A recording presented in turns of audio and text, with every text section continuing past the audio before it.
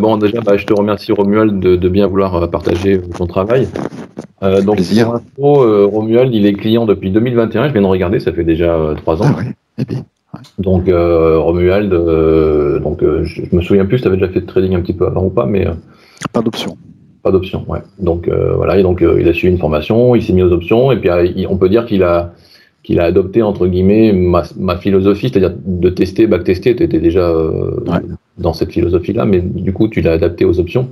Mhm. Romuald, il s'est programmé, donc il s'est fait plein de programmes et d'indicateurs. Il vous montrera tout ça. Mais du coup, voilà, c'est vraiment un peu la même philosophie que moi, et même, je dirais, poussé encore plus que ça, parce que moi, je fais quand même encore du trading discrétionnaire, que toi, tu n'en fais peut-être pas du tout, je pense. Non, pas du tout. Non. Voilà. Ça lui réussit très bien. Donc, il va nous montrer tout ça. Donc, je le remercie par avance. Bonjour à tous. Si vous avez des questions aussi, n'hésitez pas. Après, hein, on aura une séance de questions. Je répondrai vraiment avec plaisir à toutes vos questions, enfin à celles auxquelles je pourrais répondre.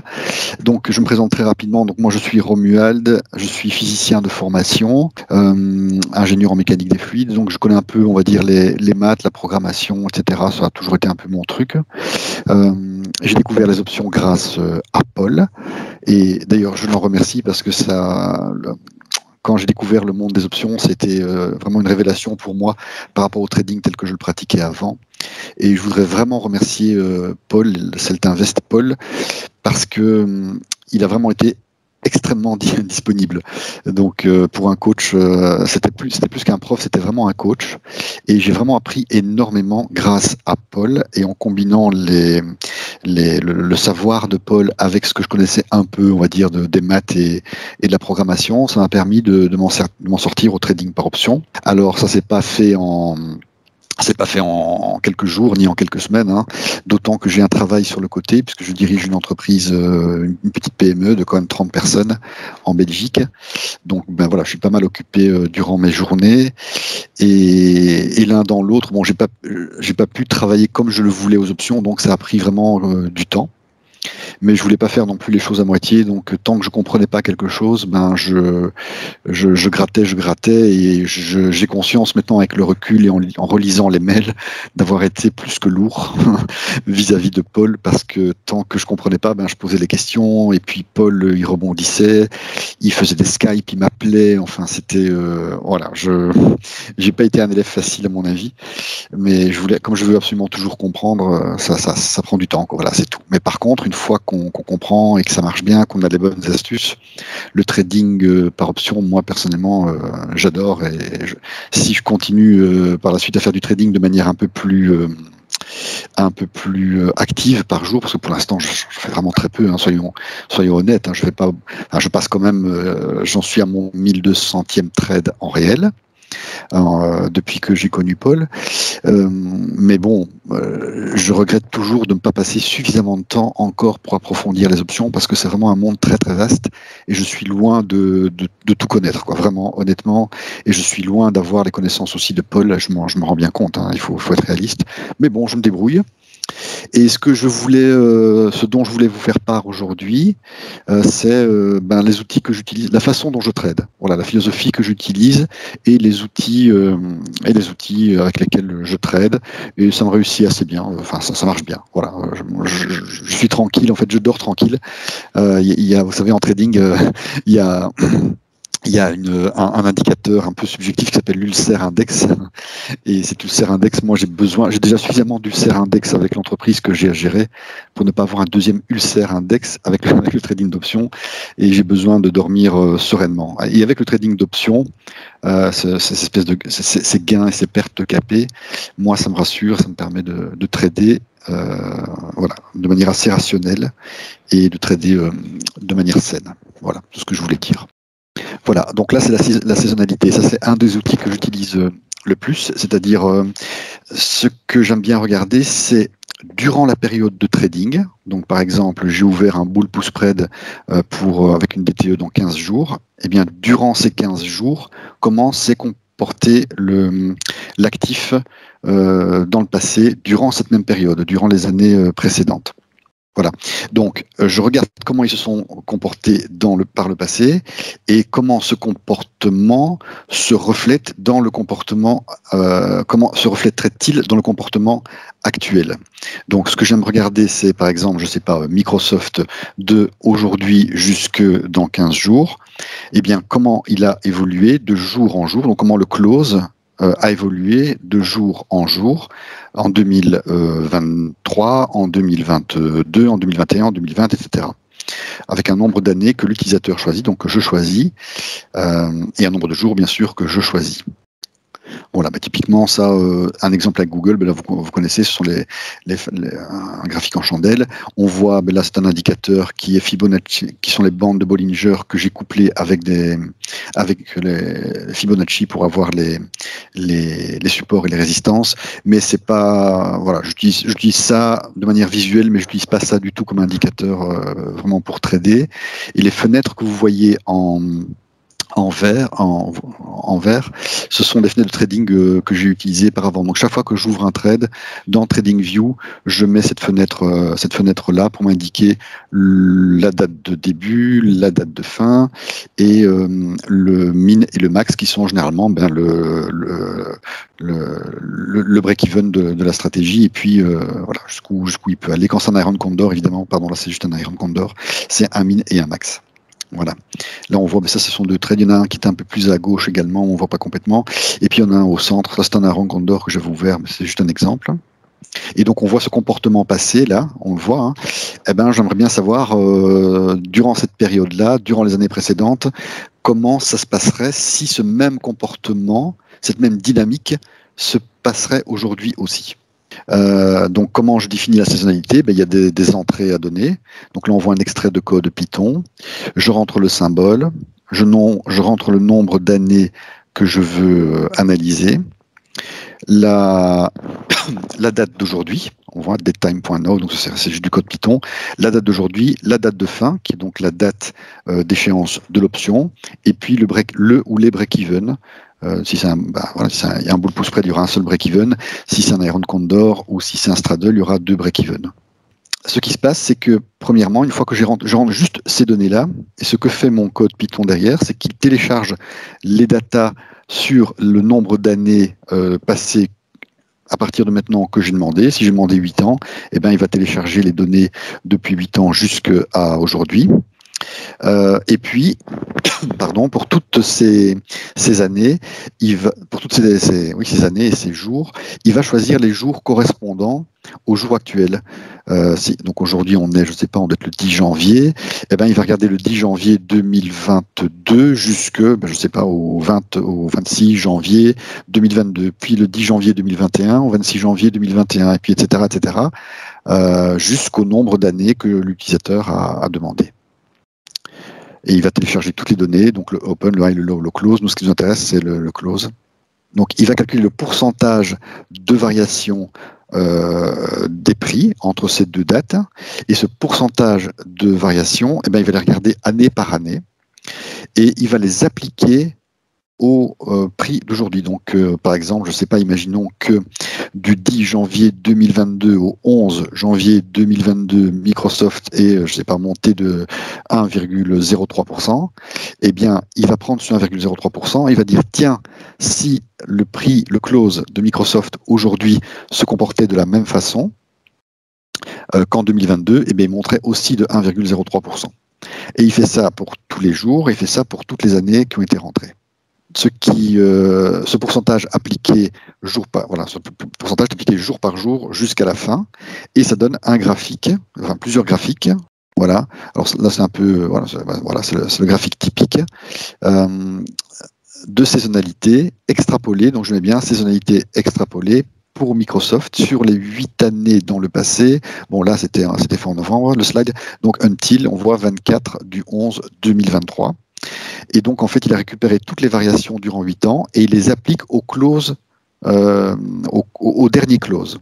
Et donc, ce dernier close, le premier point que vous voyez sur le graphique à gauche, c'est le premier close fois le pourcentage, fois le pourcentage qu'il a constaté en 2022, en 2021, en 2020, en 2019, etc.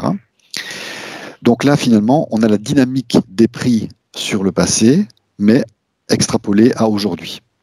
Donc ça, finalement, je capte comme ça la dynamique du prix du passé et j'essaye de voir, tiens, si cette dynamique de prix s'appliquait de la même façon que les 8 années passées, cette fois-ci, ça donnerait ça. Et donc ça permet de voir la volatilité également. Hein. On voit qu'il y a quand même une volatilité assez élevée. C'est monté. On voit que le min, dans ce cas-là, est passé de 299,58 et le max a été de 346,05. Vous voyez les lignes vertes en pointillé en bas et en haut. Donc il met le min et le max. Ce qui est intéressant aussi, je trouve, les traders, ils regardent beaucoup le 1 sigma.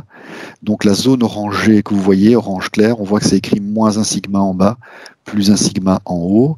Et bien là, en fait, c'est 68% des données se trouvent dans ce nuage orange que vous voyez là. Donc ça me permet également de dire que dans 68% des cas, par le passé, si aujourd'hui la même dynamique s'appliquait, alors c'est toujours une hypothèse forte, hein, on sait évidemment pas quelle dynamique Microsoft va avoir sur les X jours actuels, mais on va dire, il faut bien travailler avec quelque chose, on n'a rien, donc on n'arrive pas à prédire le futur, donc on n'a rien. Donc si la même dynamique s'appliquait, dans 68% des cas, le close de Microsoft, chaque jour, à partir du là, c'est le 30 novembre jusqu'au 23 décembre, serait de 317,7, serait entre 317,7 et 340, je sais plus, je vois pas très bien, 349,2, je pense. Voilà. Ensuite, donc ça c'est une bonne chose déjà, ça veut dire que je sais, les probabilités me disent que dans 68% des cas, le close va se balader entre ces deux valeurs. On voit le last close, ce jour-là, c'est 329,81. Et ce qu'on voit également, c'est la ligne noire en pointillé qui indique la moyenne. Il fait la moyenne de tout ça jour par jour et il met un point noir à chaque fois. Donc on voit que cette moyenne, elle grimpe de plus 2,0%. On voit le plus 2,0% écrit en noir au milieu du graphique. Et voilà, c'est une moyenne. Alors on voit que l'écart type il est quand même très élevé, hein, puisque je vous dis le max est entre 299 et 364, mais ça donne une tendance, on va dire, pour le prix. Voilà, c'est un outil. Alors cet outil-là, c'est pas un outil de prédiction, on est bien d'accord. Hein, je fais juste finalement qu'extrapoler la saisonnalité passée durant ma période de trading à aujourd'hui. Donc je ne trade jamais uniquement là-dessus. C'est-à-dire que j'aurais très bien pu programmer mon code Python pour dire, écoute, ce que tu fais là avec Microsoft, tu le fais avec 150 tickers sur la période que je te demande et tu me prends celui qui est la moyenne la plus élevée, par exemple. Ou tu me prends celui qui a la volatilité la plus basse. Ou tu me prends celui dont le break-even me donne X% de réussite, etc., etc. Mais c'est pas du tout mon objectif. Donc mon objectif, c'est pas de trader avec ça. Comment je fais pour trader? J'utilise CML. Donc vous connaissez tous Trade Machine Pro, hein, ou CML, comme on l'appelle entre nous sur le groupe Facebook. Donc là, j'ai programmé des indicateurs, j'ai programmé des alertes email, et dans ma boîte mail, je reçois des alertes tous les jours. Et ce sont les fameux... Quand je poste, hier je pense que j'ai posté un trade, oui, hier j'ai posté un trade, enfin une idée de trade, et dans ces idées de trade, je mets toujours un copier-coller de l'écran CML, je ne sais pas si vous voyez ce que je veux dire, et dans cet écran CML, on voit le bull put spread, on voit le break-even, on voit le win rate, on voit le ROI, etc. Je pars toujours de là, moi, voilà, c'est ma méthode. Hein. Quand je détecte dans ma boîte mail un bon trade CML, comme celui que j'ai posté hier, avec comme 100% de win rate sur 10 ans, ce qui est quand même pas mauvais, hein, comme statistique. Donc je regarde toujours les backtests, je fais que ça. Une fois que j'ai trouvé le backtest qui me convient, parce que j'ai beaucoup d'alertes, hein, j'ai une dizaine d'alertes par jour, mais toutes de qualité, on va dire de qualité variable. Le trade que j'ai posté hier, c'est vraiment une des meilleures qualités, 100% de win rate, il y a un très bon ROI en plus.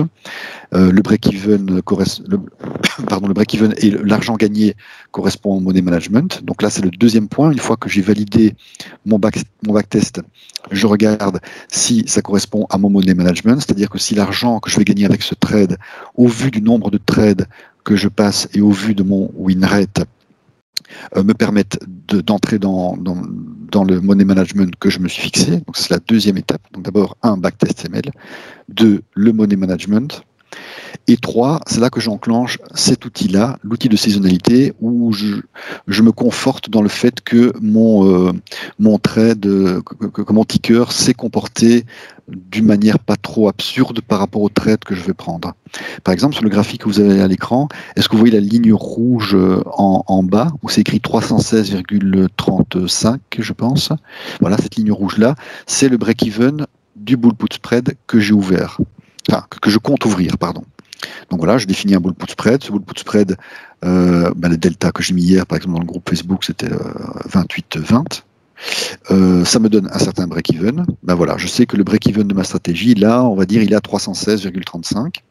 Et cette saisonnalité, c'est l'autre indice que me donne la saisonnalité. Il y a 2 flèches rouges qui arrivent à ce break-even. Elles sont courbées. Vous voyez, en dessous de la ligne rouge, une flèche rouge courbée où c'est écrit 9,31%. Eh bien, ça veut dire que dans 9,31% des cas, mon ticker a été en dessous de mon break-even par le passé.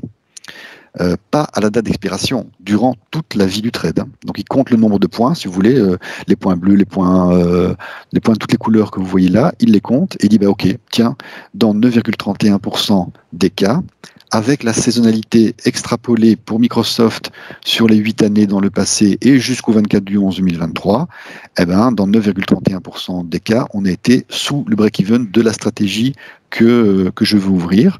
Et donc, on voit que j'ai 90,69% où le ticker a été au-dessus. Ah ben ça me rassure. Donc déjà, si le backtest donne de bons résultats, c'est un win rate, un win rate de 100%, on peut difficilement faire mieux, que le retour sur investissement est bon, que le nombre de dollars gagnés par trade correspond au money management, et qu'en plus la saisonnalité est bonne, eh bien on va dire que ça me conforte. Je suis pas sûr, on n'est jamais sûr de rien en trading, mais on va dire les probabilités, dans ce cas-là, les statistiques en tout cas sont de mon côté. Et c'est à ça que ça me sert. Donc c'est important, je ne traite jamais uniquement là-dessus. Et Paul, il le dit souvent, le passé, c'est le passé. Donc les résultats passés ne reflètent pas du tout les résultats futurs. On le sait bien. Mais d'un autre côté, en tant que trader, que ce soit trader discrétionnaire ou trader d'options, trader d'actions ou que sais-je, nous, on essaye au maximum de savoir ce qui va se passer dans le futur. Et c'est une tâche bien malaisée, très compliquée, sachant que personnellement, j'ai essayé plein de choses. Je peux vous dire, l'aventure trading, elle avait commencé avec mon cousin qui lui était informaticien, et ensemble, je peux vous dire qu'on a fait des codes, on a tout essayé, mais vraiment tout essayé, y compris et surtout l'intelligence artificielle. Donc ça, je pourrais vous en parler dans une autre présentation peut-être, où on a vraiment écrit tous les modèles neuronaux possibles. Et ça marche pas, quoi. Le taux de prédiction, dès qu'on confronte les outils d'intelligence artificielle ou alors des simples indicateurs comme on voit un peu partout sur le net et qu'on fait des statistiques sur le long terme uniquement là-dessus, ben ça marche pas très bien, quoi. Donc même l'intelligence artificielle, ben le meilleur taux de succès qu'on ait eu, c'est 54%. Et pourtant, je peux vous dire qu'on a écrit des codes de l'intelligence artificielle. Donc, juste pour vous dire que c'est prédire le futur, c'est très très compliqué. Tout ce qu'on peut faire, c'est utiliser des outils qui vont nous donner des probabilités d'occurrence entre telle et telle grandeur. Et ça, c'est un autre point que je voulais vous dire également. Je n'essaye pas de prédire le close à telle date. Moi, j'ai perdu l'espoir, j'ai perdu la foi dans ça. C'est-à-dire que au début, je voulais absolument trouver des modèles, les modèles ARIMA, les modèles Garch. Il existe plein de modèles mathématiques hyper sophistiqués. Je me suis vidé court là-dessus avant de connaître Paul, qui prétendent forecaster, prévoir le futur. Et ça, j'ai perdu. Je fais plus ça. Je n'essaye plus de dire, tiens, le close de Microsoft le 24 novembre 2023, il va être de, 342,5. Non. Ça, à mon avis, c'est un leurre. Pas personnellement, hein, je veux convaincre personne, je veux pousser personne. C'est simplement ce que moi j'en pense. Et vous n'êtes pas du tout obligé évidemment d'adhérer à ce que je pense. Mais prédire un close à telle date, pour moi, c'est un leurre. Et je préfère utiliser les statistiques, les probabilités, les backtests. Et par contre, me dire que le close de Microsoft, il va se terminer à telle date, entre tel prix et tel prix, avec une probabilité de autant, là, ça me parle plus. Enfin, pour moi en tout cas, ça a plus de sens de dire que le prix de tel ticker à telle date a une probabilité de X% de terminer entre telle valeur et telle valeur. Ça, c'est plus dans mes cordes, on va dire, c'est plus dans mon câblage de compréhension. Ça, je comprends mieux et j'ai plus confiance en ce genre de résultat que dans un résultat qui dit que le close de Microsoft, il va terminer à tel prix, à telle date. Et donc, quand on adopte cette philosophie, évidemment, ça fait tomber il y a beaucoup d'outils qui disparaissent, hein, des outils de forecast prévisionnel en intelligence artificielle et autres. Ben, si on adopte cette philosophie-là, ils n'ont plus aucun sens. Et c'est parce que ces outils n'avaient pas aucun sens que finalement, j'ai arrêté à un moment donné de trader et je me suis dit, mais ça va pas, on peut pas, c'est complètement illusoire de vouloir prédire le futur, on peut pas le faire, c'est trop volatile, il y a trop de chances, enfin trop de choses qui peuvent se passer. Donc, avoir par contre des prédictions, ça fait beaucoup plus sens. Et ça, ce genre de raisonnement, on l'avait beaucoup, on l'utilisait beaucoup durant mes études de physique. Quand j'ai fait la physique à l'université, on utilisait beaucoup ça. Alors évidemment, on est bien d'accord, en physique, c'est pas la même chose parce qu'il y a des théories, il y a des équations et on sait exactement prédire à quelle distance va tomber le boulet quand on l'envoyait avec telle vitesse. Mais c'est pas ça que je veux dire. Ce que je veux dire, c'est que quand on fait de la physique en fin d'année, surtout en dernière année d'université, on est obligé d'utiliser des outils statistiques parce qu'on commence à attaquer la mécanique quantique et ce genre de choses. Et là, par exemple, juste pour vous donner un exemple très très simple, il est impossible de prédire la position d'un électron autour d'un noyau. C'est impossible. En physique, on ne peut pas le faire. Par contre, on peut prévoir la probabilité de présence à un tel moment d'un électron autour d'un noyau. Et ça, on peut le faire qu'avec des calculs statistiques, des équations extrêmement beaucoup plus compliquées, peu importe, et notamment avec des simulations de Monte-Carlo.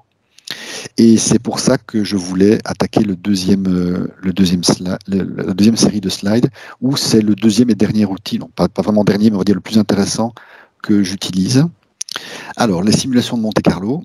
Alors, c'est quelque chose d'un peu plus compliqué. C'est un outil qui est intéressant aussi, qui est beaucoup utilisé dans tous les phénomènes qu'on dit pseudo-aléatoires. Alors, un phénomène pseudo-aléatoire, c'est un phénomène, comme son nom l'indique, qui n'est pas complètement aléatoire. D'accord ? Par exemple, un jet de dés, bon, clairement, c'est complètement aléatoire. Quoique, on pourrait se dire, c'est pas forcément complètement aléatoire, puisque si je connais la forme du dé, la pression atmosphérique, les forces de frottement, et que je connais les millions de paramètres qui gèrent le jeté de dés, je pourrais éventuellement deviner quelle sera la phase du dé qui apparaîtra.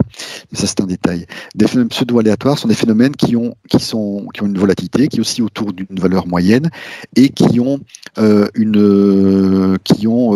un comportement qui est presque aléatoire, c'est-à-dire qu'on peut mathématiquement, je ne vais pas rentrer dans les détails, mais mathématiquement, on peut dire, tiens, j'observe tel phénomène, eh bien, il y a autant de parts d'aléatoire et autant de parts déterministes. Et quand la part aléatoire n'est pas 100%, il y a toujours moyen de réaliser des simulations pseudo-aléatoires, qui sont des simulations de Monte-Carlo. Monte-Carlo, pourquoi ? Parce que c'est en référence au casino, hein, simplement. Donc les physiciens ont beaucoup d'humour. Donc ils ont appelé ça les simulations de Monte-Carlo. Et ça permet, comme je vous le disais juste en terminant la présentation précédente, ça permet de calculer la probabilité de faire X% d'un certain profit sur une certaine position. Bon, là j'ai mis short, mais c'est parce que quand j'ai réalisé le slide, j'étais en plein dans les shorts nus, mais peu importe, ça va simuler des phénomènes pseudo-aléatoires. Voilà, donc là j'explique ce que je vous ai dit, c'est qu'est-ce qu'une simulation Monte-Carlo, et donc ça permet de prédire le comportement de ce qu'on appelle les variables aléatoires.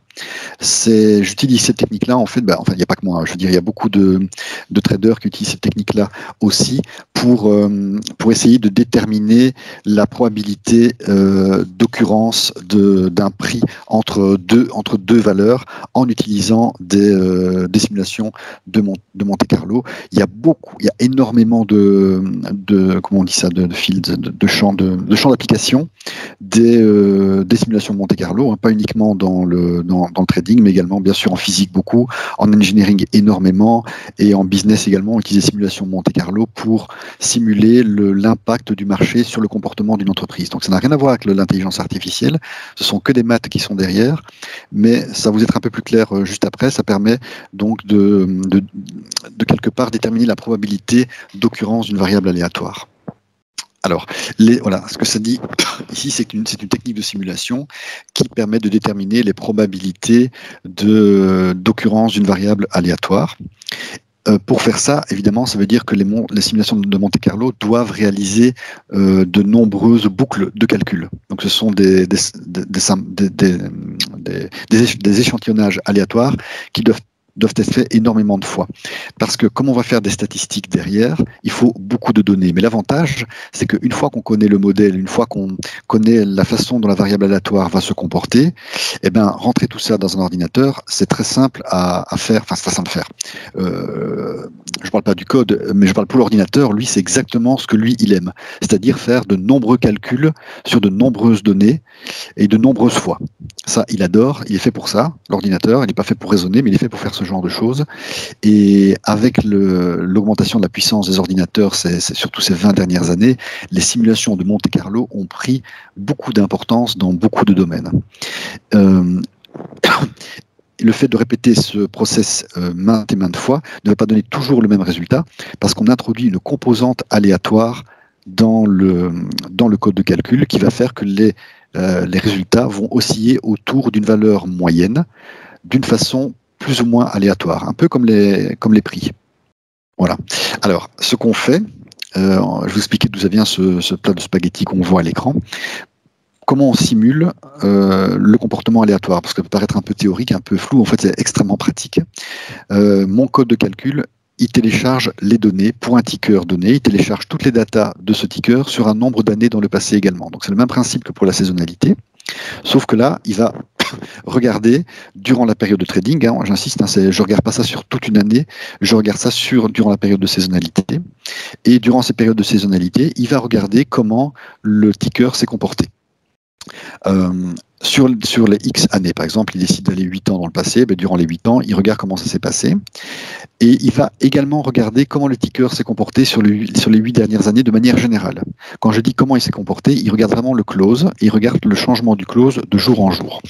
Et à partir de là, il en déduit une loi d'évolution. Il dit, tiens, Microsoft, sur les 8 dernières années, eh ben, je remarque qu'il obéit à plus ou moins à ce modèle mathématique, à cette variance, à cet écart type. Donc il regarde vraiment la volatilité de ce ticker et il n'en déduit pas une loi, mais il regarde, tiens, voilà, je sais comment ça a varié entre le min et le max par le passé. Et cette information, elle est rentrée dans le modèle de simulation de manière... Donc quand je dis que c'est rentré, c'est-à-dire c'est vraiment, donc il étudie ça, il mémorise la façon dont le ticker s'est comporté sur les X années précédentes durant la période de trading, et il vient coupler à ça un comportement pseudo-aléatoire. Donc il se dit, ok, ça bouge comme ça, mais ça peut bouger comme ça tous les jours de manière différente en fonction de la volatilité de ce ticker. Et il fait des simulations. Il en fait une, il en fait deux, il en fait trois. Et là, le graphique que vous voyez, c'est 15 000 simulations qui utilisent le comportement passé pour déduire le comportement futur dans les 20 jours. Alors, on pourrait dire, oui, mais là, c'est un peu... ok, on a le stock price qui est à 126,67 pour ce ticker, je ne sais pas lequel c'était, peu importe. Il y a 15 000 simulations qui ont été faites. Il fait ces simulations très rapidement, hein, puisque j'ai pu le mettre sur un site intranet. Donc, ça veut dire que déjà, le site intranet, c'est assez lent. J'arrive, une simulation comme ça, enfin 15 000 simulations pour un ticker donné. J'arrive actuellement à 2 secondes de temps de calcul, affichage y compris. Donc, à l'heure actuelle, c'est plus ça le problème.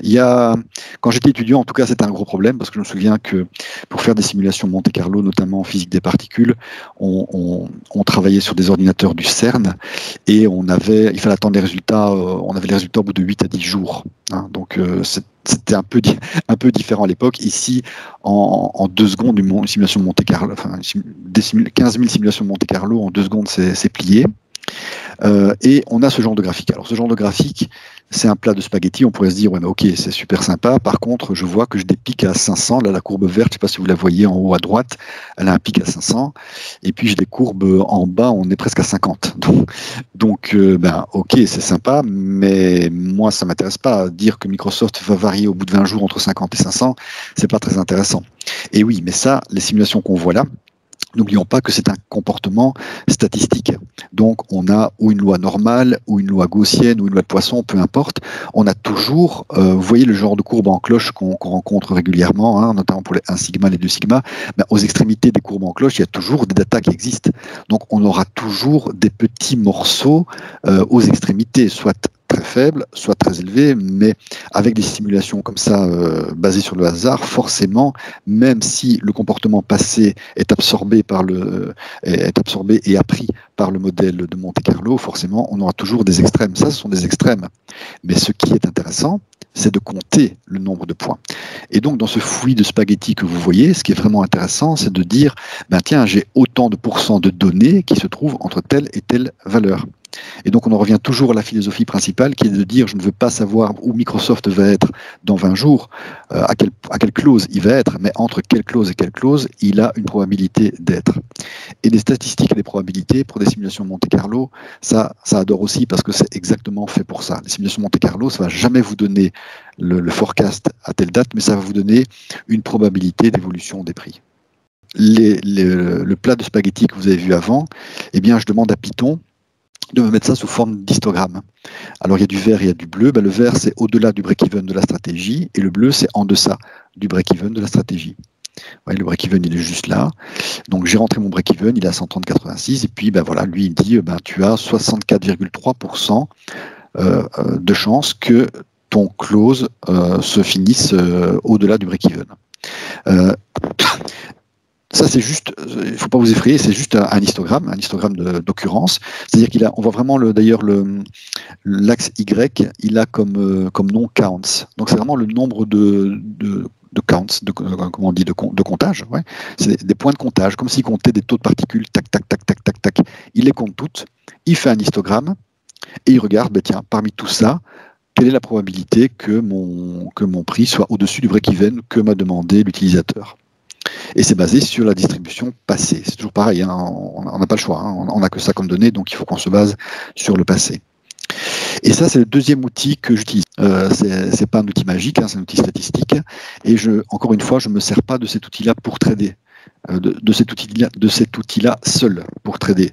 Hein. N'oubliez pas, hein, c'est backtest dans CML. Donc moi, j'ai testé plein d'indicateurs, backtest dans CML, l'alerte dans ma boîte mail, un test de l'alerte pour voir si ça correspond à mon money management, et quand tout correspond, alors je mets en route l'outil de saisonnalité et l'outil de Monte-Carlo pour être sûr que c'est plus pour me conforter. Voilà, c'est pour garder l'ulcère index le plus bas possible. Alors, c'est un autre outil que j'aime bien. Je ne le poste pas souvent sur le compte Facebook. Paul, il avait bien aimé également cet outil-là. Si vous avez bien compris ce que je viens de vous dire, hein, donc sur la simulation Monte-Carlo, j'espère que j'ai été clair parce que c'est vraiment pas évident à expliquer comme ça à distance et sans un cours derrière, etc. Mais il faut que vous compreniez juste la philosophie du bazar. Hein. C'est juste, voilà, je regarde la volatilité dans le passé, j'injecte un petit grain pseudo-aléatoire dedans. On appelle ça les random walks. Ça veut bien dire ce que veut dire, c'est les marches aléatoires. Cette marche aléatoire, pour ceux qui veulent vraiment savoir, c'est un mouvement brownien. Les mouvements browniens, c'est quand vous prenez un petit verre d'eau, vous regardez la surface de l'eau et vous mettez dessus des petites paillettes très très très fines. Votre eau, elle est stable, donc l'eau ne bouge pas, c'est dans un verre d'eau, d'accord? Vous regardez par-dessus, vous êtes bien d'accord avec moi que vous voyez la surface de l'eau, simplement. Rien ne bouge. Donc le verre, il ne bouge pas, l'eau ne bouge pas, elle est tout à fait au repos. Si vous mettez des petites paillettes à la surface de cette eau et que vous regardez les paillettes, elles vont aller dans tous les sens, alors que l'eau est au repos. C'est le physicien Brown qui avait découvert ça.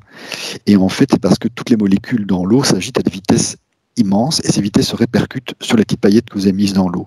Et pour simuler ce mouvement brownien, on arrive très bien à le faire en physique avec les simulations Monte-Carlo. Voilà, c'est juste pour vous donner une autre image, pour que vous compreniez un peu ce que sont les simulations Monte-Carlo. Je mets une petite composante aléatoire dans un comportement qui est déjà pour essayer de choper le comportement pseudo-aléatoire du phénomène que je suis en train d'observer. Donc les prix, on est d'accord qu'ils évoluent de manière pseudo-aléatoire. J'ai le comportement passé, j'ai une certaine volatilité.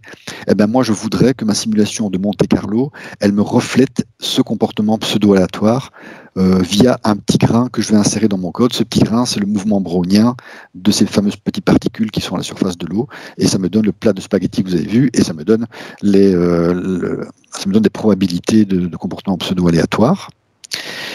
Et l'idée que j'ai eue par après, et je suis encore en train de travailler dessus, ça c'est un troisième outil que de temps en temps, si vous voyez, de temps en temps, je mets cet outil-là.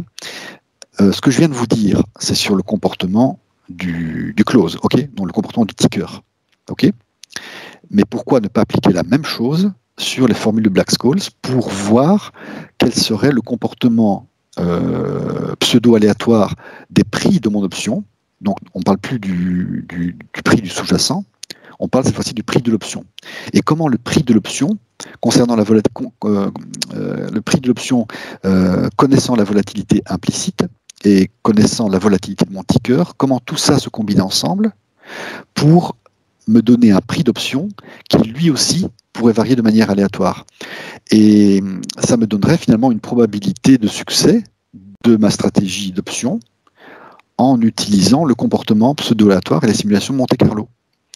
Donc, ce que je suis en train de faire actuellement, mais quand j'ai le temps, quand j'ai le temps, quand je peux, c'est-à-dire pour l'instant vraiment pas beaucoup du tout, mais bon, peu importe, c'est bientôt fini. Eh bien, c'est tout ce que je viens de vous dire, je l'intègre dans le comportement. Donc, je prends la volatilité de mon ticker, je prends la volatilité implicite comme un élément important. Alors, cette volatilité implicite, à l'instant T, évidemment, je ne peux pas prédire quelle sera la volatilité implicite dans 15 jours, hein, c'est impossible, mais il faut bien prendre quelque chose.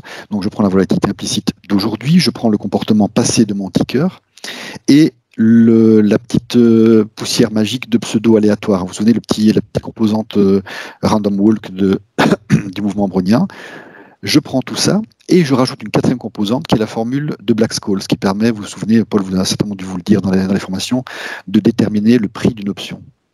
Je mets tout ça ensemble, je touille dans un chaudron option, et je mets tout ça ensemble. Et cette simulation Monte-Carlo va s'appliquer non plus maintenant sur le ticker, donc sur le close du ticker, mais sur le prix. Alors là, c'est l'exemple du put price. Vous voyez, sur l'axe Y à gauche, l'axe des ordonnées, c'est indiqué put price. Et donc là, il me dit, ben voilà, tu m'as rentré tout ça, tu m'as rentré le comportement de ton ticker dans le passé, tu m'as mis une petite pincée de pseudo-aléatoire, tu m'as demandé de faire, je ne sais pas combien de simulations il y a là, 10 000 simulations, je te les fais.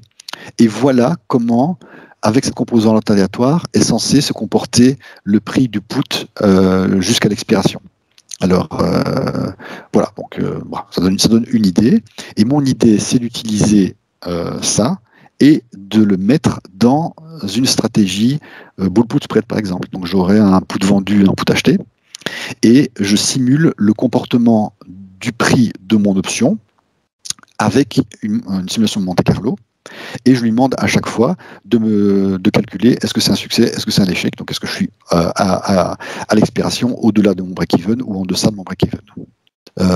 Oui, ça c'est pareil, hein, je fais toujours des histogrammes parce que les courbes avant, c'est pour épater la galerie, hein, les plats de spaghetti, c'est pour montrer que ça fait beaucoup de simulations, mais ça sert à rien. Ce qui est intéressant, c'est évidemment de faire un histogramme, de compter le nombre de coups qu'on a eu et puis de faire des statistiques dessus. Voilà, ça c'est typiquement dans un code Python, on voit très bien, ce sont les entrées. Je voulais vraiment que le code Python il soit hyper simple, hein, parce que quand on fait du trading, on n'a pas de temps, c'est déjà suffisamment compliqué comme ça de choisir les bons tickers, les bonnes stratégies. Il faut vraiment que ce soit hyper simple, c'est-à-dire qu'il y a symbole, donc je rentre le symbole, la date d'expiration, et puis le long put strike, le short put strike, et c'est tout, quoi. Donc voilà. Et là, vous voyez qu'il y a l'avant-dernière ligne, je ne sais pas si vous voyez percentage array. En fait, ça c'est un tableau que je rentre, c'est un vecteur, hein, on voit que c'est un simple vecteur, où je rentre les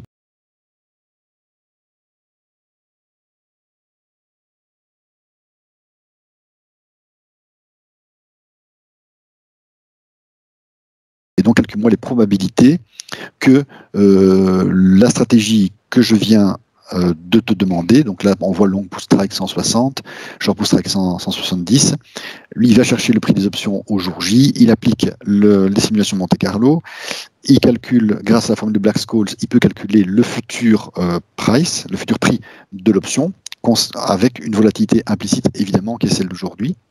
Il fait ça 10 000 fois avec une composante de pseudo-aléatoire, et ça donne normalement le graphique suivant, voilà, ça donne cette table-là. Et cette table-là, il me dit, bah tiens mon gars, la stratégie que tu as faite, par exemple, prenons la ligne 012,